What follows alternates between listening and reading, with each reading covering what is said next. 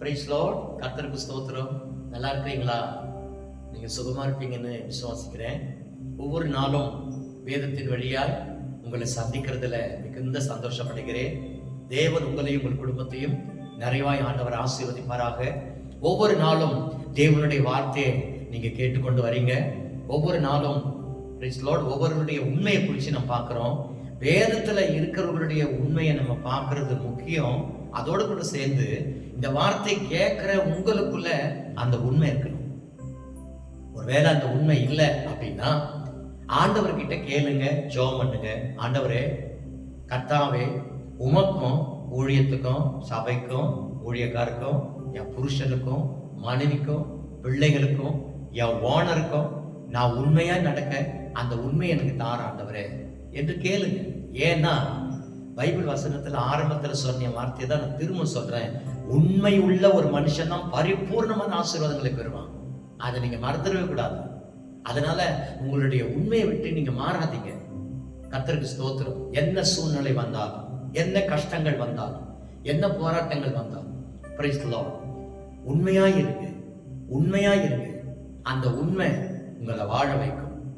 அந்த உண்மை உங்களுக்கு ஒரு நன்மையை கொண்டு வரும். God bless you. இன்றைக்கும் ஒருவருடைய உண்மையை குறித்து நாம் பார்க்க போகிறோம். ஆபிரகாமின் உண்மை. நெகேமியாவின் புத்தகம் 9ஆம் அதிகாரம் 7ஆம் வசனம் 8ஆம் வசனம். நெகேமியாவின் புத்தகம் 9, 7, 8 வசனங்கள். ஆபிரகாமை தெரிந்து கொண்டு அவனை ஊர் என்னும் கல்தேயரின் பட்டணத்திலிருந்து புறப்பட பண்ணி அவனுக்கு ஆபிரகாம் என்னும் பேரிட்ட தேவனாகி கர்த்தர் நீர் அவன் இருதயத்தை உமக்கு முன்பாக உண்மை உள்ளதாக கண்டு கானானியர், ஏத்தியர், எமோரியர், பெர்சியர், எபோசியர், கிர்காசியருடைய தேசத்தை அவன் சந்ததிக்கு கொடுக்கும்படி அவனோடு உடன்படிக்கை பண்ணி உம்முடைய வார்த்தைகளை நிறைவேற்றி நீர் நீதி உள்ளவர் என்று நெகேமியா அவருடைய புத்தகத்துல ஆபிரகாம் குறித்து எழுதியிருக்கிறார். பாருங்க. ஹல்லேலூயா. ஆபிரகாமுடைய உண்மையை ஒவ்வொருவரும் அறிந்து கொள்வது ரொம்ப முக்கியம். ஆதியாகமத்தின் புத்தகம் 12ஆம் அதிகாரத்துல ஆபிரகாம் குறித்து நாம் பார்க்கிறோம். ஊர் என்னும் கல்தேயரின் பட்டணத்திலிருந்து தேவன் ஆபிரகாமை அழைத்தார். தேராகனுடைய மகன் இந்த ஆபிரகாம். அவரை அழைத்து உன் தேசத்தையும் உன் இனத்தையும் உன் தகப்பன் வீட்டையும் விட்டு நான் உனக்கு காண்பிக்கும் தேசத்துக்கு போ என்று சொன்னார்.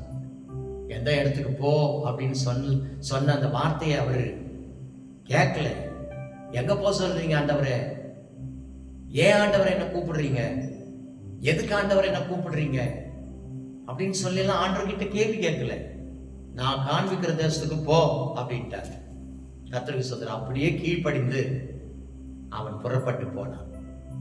தகப்பன் வீட்டை விட்டு, தேசத்தை விட்டு, இனத்தை விட்டு அவன் பிரிந்து வந்தான். பாருங்க, அதுதான் ஒரு உண்மையான ஒரு ஆசீர்வாதம். ஹல்லேலூயா, ஹல்லேலூயா. கர்த்தருடைய பரிசுத்த நாமத்துக்கு ஸ்தோத்திரம். நாமும் கூட பல காரியங்களை விட்டு நாம் பிரிந்து வர வேண்டும். நம்முடைய சுபாவத்தை விட்டு, நம்முடைய பாவத்தை விட்டு, நம்முடைய எதிரான காரியங்களை விட்டு, ஆண்டவருக்கு பிரியமில்லாத செயல்களை விட்டு நாம பிரிந்து வர வேண்டியதா இருக்கு. அப்பதான் நமக்கு ஒரு பெரிய ஆசீர்வாதம், சிறந்த ஆசீர்வாதத்தை ஆண்டவர் தருவார். இந்த ஆபிரகாமுக்கு அப்படிதான் தந்தார். இந்த ஆபிரகாமின் உண்மையை பாருங்க. அவர் தேவன் அவரை அழைத்தார். அந்த அழைப்புக்கு அவர் உண்மை உள்ளவராய் நடந்தார். தேவனை எதிர்த்து கேட்கல. கர்த்தருக்கு ஸ்தோத்திரம். 17ஆம் அதிகாரம் 1ஆம் வசனத்துல நாம் வாசிக்கிறோம். நான் சர்வ வல்லமை உள்ள தேவன், எனக்கு முன்பாக நீ நடந்து கொண்டு உத்தமனாய் இரு. அந்த உத்தமனாய் இரு என்ற வார்த்தைக்கு என்ன அர்த்தம் தெரியுமா? உண்மையாய் இரு என்று. அப்பொழுது நான் பெரிய ஜாதியாக்குவேன், திரளாய் உன்னை பெருக பண்ணுவேன் என்று பல ஆசீர்வாதங்களை கொடுத்தார். ஹல்லேலூயா. பரிசுத்த நாமத்துக்கு ஸ்தோத்திரம். ஆதியாகமம் 22ஆம் அதிகாரத்துல ஆபிரகாமை சோதித்தார். அதுலயும் உண்மை உள்ள ஒரு மனுஷனாக இருந்தார். கர்த்தருக்கு ஸ்தோத்திரம். ஆபிரகாமை அழைக்கும் போது அவருக்கு 75 வயதாய் இருந்தது. பிள்ளை இல்லாம இருந்தார். கர்த்தருக்கு ஸ்தோத்திரம். ஆனால் தேவன் அழைத்த அழைப்புக்கு அவர் பாத்திரவனாய், உண்மை உள்ள ஒரு மனுஷனாய் அவர் வாழ்ந்ததுனால 25 வருஷம் குழந்தைக்காக காத்திருந்தார். வாக்குத்தத்தம் பண்ணப்பட்ட பிள்ளை 25 வருஷத்துக்கு பிறகு பெற்றுக்கொண்டார். ஹல்லேலூயா. தேவ பிள்ளைகளே, ஆண்டவர் உங்களுடைய வாழ்க்கையில ஒரு அற்புதத்தை, நன்மையை செய்ய வேண்டும் என்று சொன்னால் கண்டிப்பா செய்வார். வாக்குத்தத்தம் பண்ணவர் வாக்கு மாற மாட்டார். ஆபிரகாமுடைய வாழ்க்கையில வாக்குத்தத்தம் செய்தார்.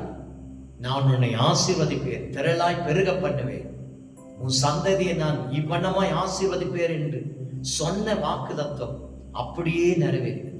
அந்த வாக்குத்தத்தம் நிறைவேறுகிற வரையிலும் இந்த ஆபிரகாம் உண்மை உள்ள ஒரு மனுஷனாய் இருந்தார். ஆண்டவர் கேள்வி கேட்கல, மறுதலிக்கல, தூஷிக்கல, ஆண்டவர் திட்டல. ஏன் ஆண்டவரை நீங்க சொன்னீங்களே, ஏன் எனக்கு இந்த நன்மையை தரல, ஏன் எனக்கு அந்த ஆசீர்வாதம் தரலன்னு அவர் நொந்து போகல, திட்டல, சோர்ந்து போகல. காத்திருந்தார். காத்திருந்து உண்மையாய் வாழ்ந்தார். அவருடைய உண்மையை பார்த்து தேவன் அவரை ஆசீர்வதித்தார், நல்ல பிள்ளையை கொடுத்தார். ஒருவேளை இந்த வார்த்தை கேட்கிற நீங்க யாரா இருக்கலாம், சபைக்கு போறவங்களா இருக்கலாம், சபைக்கு போகாதவங்களா இருக்கலாம். இந்த வார்த்தை கேட்கிற நீங்க யாராக இருந்தாலும் சரி, ஒருவேளை பிள்ளை பாக்கியம் இல்லாத ஒரு நபராக கூட நீங்க இருக்கலாம். சோர்ந்து போகாதீங்க. ஆண்டவர் மேல, இயேசுவின் மேல நம்பிக்கை உள்ளவர்களாய் இருந்து காத்திருங்க, வேண்டிக் கொள்ளுங்க. அவர் உங்கள் கற்பத்தின் கனியை ஆசீர்வதிப்பார். ஹல்லேலூயா, ஹல்லேலூயா, பிரைஸ் தி லார்ட். அதனால இந்த ஆபிரகாம் எல்லாவற்றிலையும் உண்மையுள்ள ஒரு மனுஷனாய் இருந்தார். ஆண்டவரை கனப்படுத்துகிற விஷயத்துல, பலி செலுத்துகிற விஷயத்துல, பிரைஸ் தி லார்ட், ஆண்டவரை பிரியப்படுத்துகிற விஷயத்துல, ஆண்டவருடைய வார்த்தையை கேட்டு அதன்படி நடக்கிற விஷயத்துல, எல்லாவற்றிலையும் இந்த ஆபிரகாம் உண்மையுள்ள ஒரு மனுஷனாய் இருந்தார் என்பதை நாம் வேதத்துல பார்க்கிறோம். ஆக உண்மையுள்ள மனுஷன் பெரிய பரிபூர்ணமான ஆசீர்வாதங்களை பெற்றுக்கொள்ளுவான், பெரிய ஆசீர்வாதங்களை பெற்றுக்கொள்ளுவான். தேவ பிள்ளைகளை, ஆபிரகாமை போல எல்லாவற்றிலையும் உண்மையுள்ளவர்களாய் இருங்க. வாக்குத்தத்தம் வாழ்க்கையில நிறைவேறும். ஆண்டவர் சொன்ன வாக்குத்தத்தைய வாழ்க்கையில நிறைவேறலையேன்னு சொல்லி யாரும் சோர்ந்து போக வேண்டாம். ஆண்டவர் சொன்ன வார்த்தைய வாழ்க்கையில நடக்கலையே என்று சொல்லி நீங்க நொந்து போக வேண்டாம். வாக்குத்தத்தம் பண்ணினவர் வாக்கு மாறாதவர், அவர் அப்படியே செய்வார். ஆபிரகாமுடைய வாழ்க்கையில் அப்படியே செய்தார்.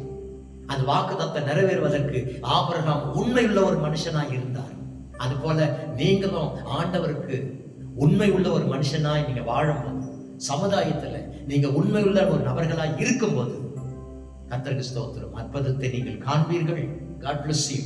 அப்படியே தேவன் உங்களை நடத்துவாரா? ஜெபிக்கலாமா? அன்பின் கிருபை நிறைந்த நல்ல தேவனே, ஆசீர்வதிக்கப்பட்ட இந்த நல்ல நேரத்திலும் கூட ஆண்டவரே, ஆபிரகாமின் உண்மையை குறித்து நாங்கள் பார்த்தோம்.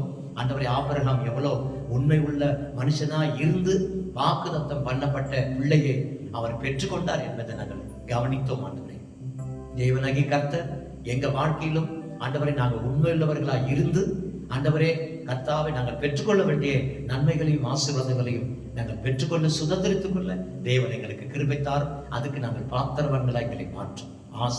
இயேசுவின் நாமத்தில் பிதாவே, ஆமென், ஆமென். God bless you. கர்த்தர் நிறைவாக ஆசீர்வதிப்பார்.